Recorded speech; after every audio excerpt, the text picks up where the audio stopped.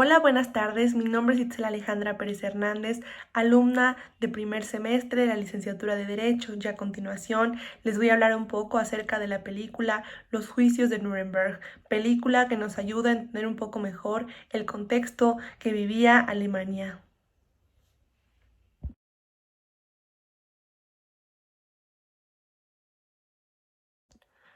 Como bien sabemos, dentro de este tipo de juicios se llevaba a cabo la fórmula que decía de manera estricta que la injusticia extrema no podía ser considerada como derecho.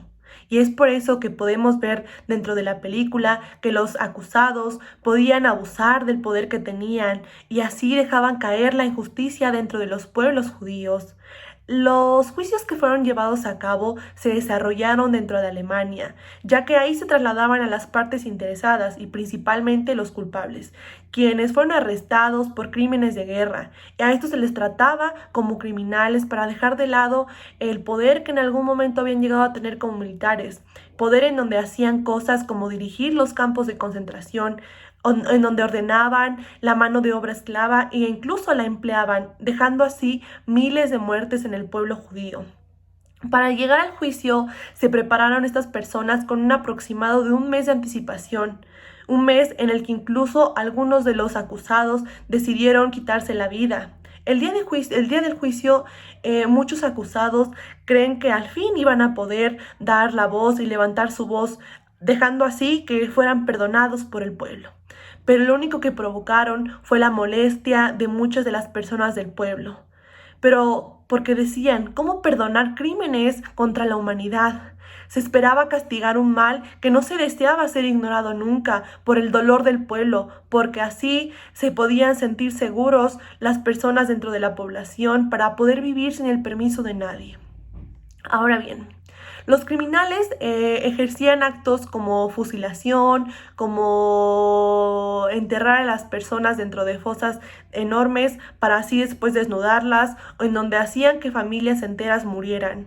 Y es por eso que se les juzgaba a estos, por la crueldad que ellos habían implicado dentro de sus actos. A lo largo del juicio incluso se presentaron algunas víctimas para así poder darles cara o poder darle más bien cara al dolor que se presentaba.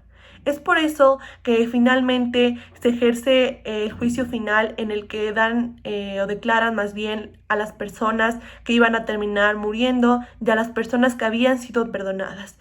Quien únicamente fue una persona que fue perdonada porque se sintió apenada por los actos que había cometido.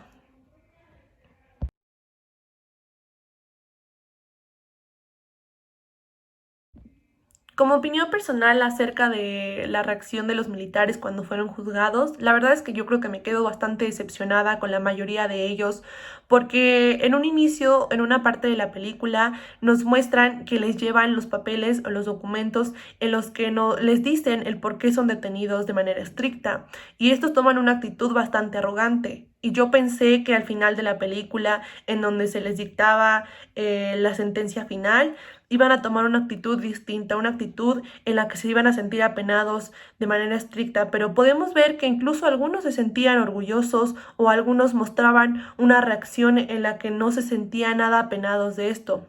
Más que una de las personas, uno de los acusados, se sintió pues culpable o tal vez apenado, quien fue dictado a cadena perpetua.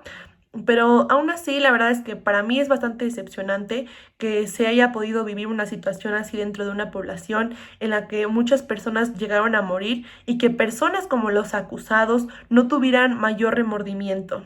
Eso creo que sería todo de mi parte y muchísimas gracias. Hasta luego.